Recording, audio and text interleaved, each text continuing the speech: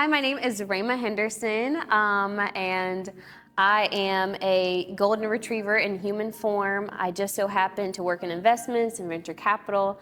I work as the program manager for the local Techstars Energy Tech Accelerator, bringing startups that do very cool things in the world of utility tech, green tech, and climate tech to Birmingham, Alabama for 13 weeks, where I hope to help them make 1 to 2 years of progress within 3 months. And then sometimes I'm even good enough that I bamboozle them to move to Birmingham, Alabama.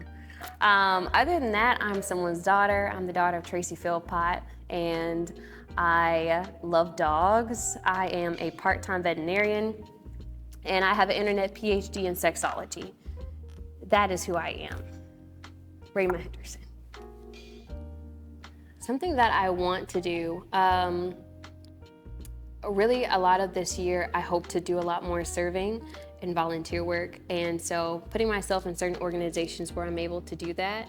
And that is what I'm looking forward to. I recently joined an organization here that is a group of young professionals that does a lot in the world of service, and also taking the time to offer myself and what knowledge and skills I do have to some of the youth. So that is what I would like to do, continue doing. And I'm very passionate about young adults, specifically those who are maybe in that range of 15 to 18, that age group from like 9th grade to 12th grade.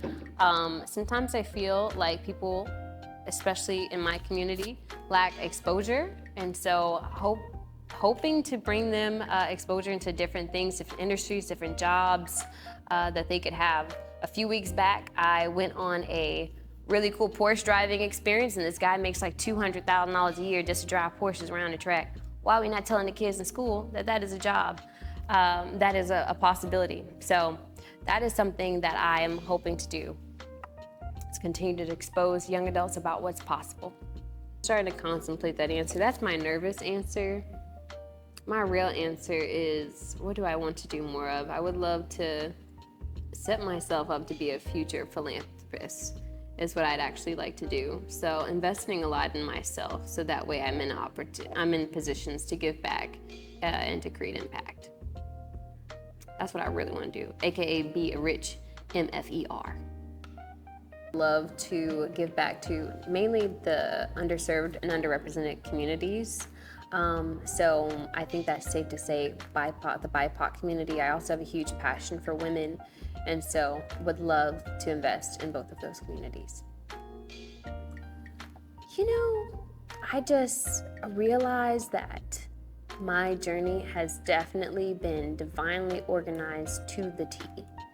And I look and I see so much talent, especially sometimes in these poor communities, and if only they had the access, and if only they had, and maybe it's beyond access, but an intentional teacher and someone who connects with them authentically. And you're gonna have to edit this, but I don't know, I just wish that I would like to be someone who can look like me and also show up successful, show up as a believer, show up with wealth. And I think that destigmatizes the idea that good people can't have money, and that Black people can't be rich and successful. So I would like to show up in those areas to be able to prove that it is possible. Ooh. Let's see if I can paint a good picture here. You know, I think sometimes there's just the belief system that good people cannot have money. People who believe cannot have money, or that if you do have money, you're inherently bad or doing something inherently evil. And so I think what that looks like is me being exactly who I am today, but just with like loads of more money. I think that is what that looks like. I think I just hope to continue to show up as myself authentically and with several flavors of Rae'Mah. Sometimes that's professional, sometimes that's hood rat, sometimes that is Oprah Winfrey. Sometimes I hope just to be able to serve in spaces of just showing up as myself and allowing people to know that there is the possibility of being young, Black, rich, and successful, and so on and so forth. What am I sensitive towards here in Birmingham? That is A really good question. I think I'm probably most sensitive and emotionally impacted by the generational poverty here in Birmingham. I think by being a person who decides to live still within her community, I live in West End. I love my community, I love my neighbors. But I think sometimes that is the most painful thing to watch. Actually, in the neighborhood that I live in Arlington, Weston, where there is the old plantation house. And then you see the apartments. And if you look at the original layout of that plantation, those slave quarters are now still where people lived in impoverished housing. And so I think that's sometimes the things that I'm most sensitive about, because I know if people only knew how much we could achieve out here and how expansive the world is in today's time, because I can't speak for all periods of time, but I would say, at least right now, it does feel like a really good time to be alive. And I wish I could give them like an informational download from my brain of all the possibilities out here. And that's just a limited view from my own perspective, but just to give the gift of desire and how much is to be gotten out here. So that's something I'm sensitive about here at Birmingham.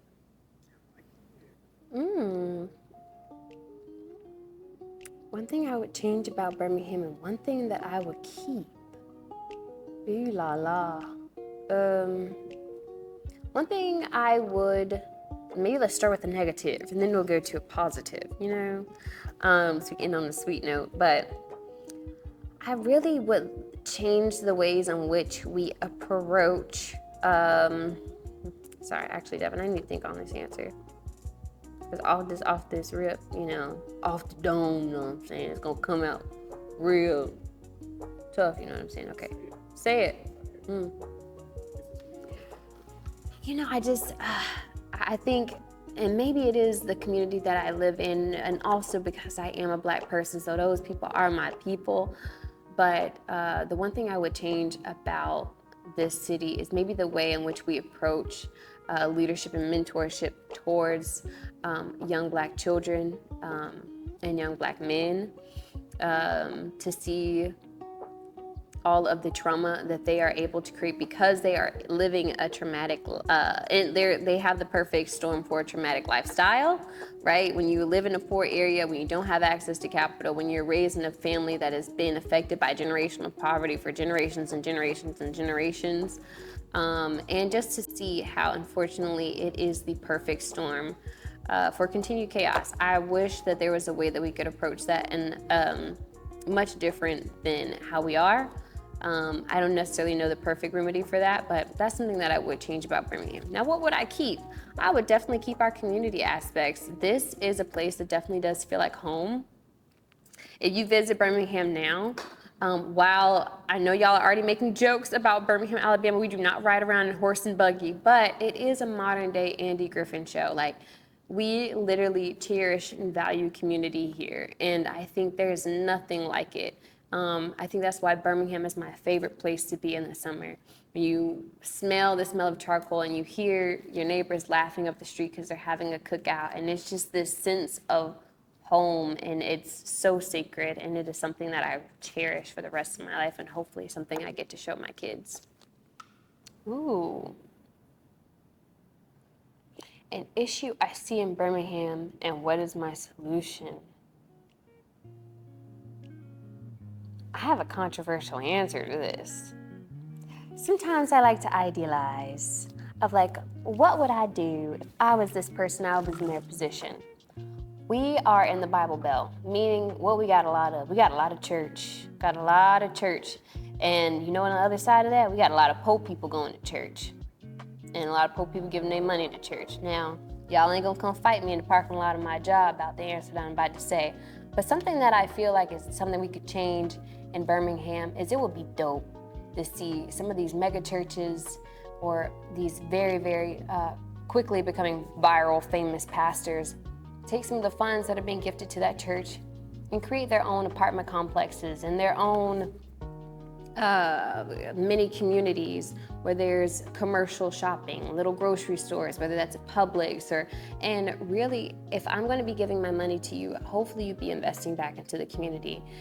So for the mega pastors that want to fight me, my number is 205 blank, blank, blank, blank, blank, blank, blank, blank, and I'll be available anytime, at any place. And that's my answer. What do people not expect when they meet me? I think sometimes, especially when people maybe see like an article come out or they see something that I've accomplishment that I've achieved, sometimes they expect a very scholarly young lady to be in their midst, which I am, but I have a lot of range to me. So I think sometimes that is the most surprising yet refreshing thing that happens when people meet me. I'm very down to earth. I am going to crack a jokey joke. I am going to tell you in my past life I was somebody's crackhead uncle.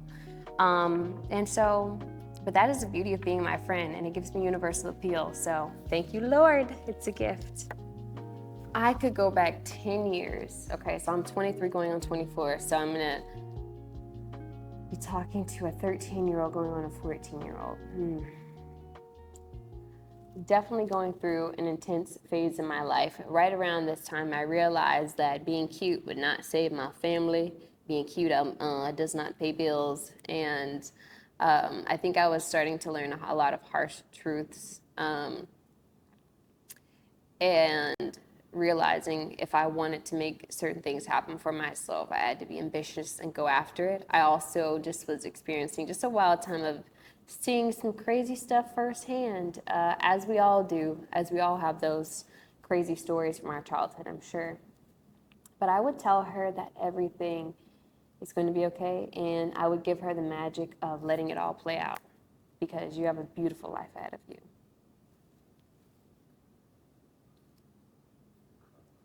You're gonna cry. Let that tear out. Oh, because yeah.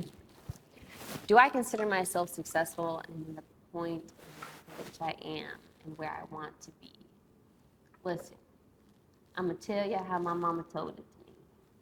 I'm somebody with a hole in my drawers. So there is no definition of successful, of worldly amount of things or anything that would make me have to give cause for me to start valuing myself. I'm successful, I'm wealthy. First of all, I tell you how wealthy I am. I got a good working heart, I got a functional liver, things billionaires are paying plenty of dollars for. So I honestly, I think it just depends on the definition of successful. And so based on mine, I feel very, very, very, very, very, very much so successful. But beyond that, I don't define success for myself as a point in time or a number of achievements or a dollar sign in particular. I grew up with a mother whose main message to me was, you are somebody. And she would go extreme with it. I'm somebody, she said, if I had a nose in the middle of my forehead, I'm somebody. If I had a hole in my drawers, I was somebody. And so I think it's just been so ingrained in me that I don't have to wait for an accomplishment or an achievement to start valuing myself. So even before a role, before a salary, I've always seen myself as that girl. And that's on period Pooh Jenkins. My unpopular opinion about Birmingham is the fact that I think we are a very safe place to live, and I will die on that hill. I know, don't let the articles and the statistics, I know what they say. Birmingham is very dangerous, but it is not dangerous. If you ask anybody, they're gonna tell you they love living in Birmingham, and that's for multiple reasons. Financially, you can make and do quite good here in Birmingham. You could do, edit all that. My unpopular opinion about Birmingham that many people may not agree with is that I think Birmingham is a very safe city. And I'm gonna just leave it at that. It's a very safe place to stay. Don't let the articles fool you with the BS. It is a very nice place to live. And so if you haven't been here before, you should definitely visit. Hi, my name is Rae'Mah Henderson, and I am reporting live, and this is my Bham Boom.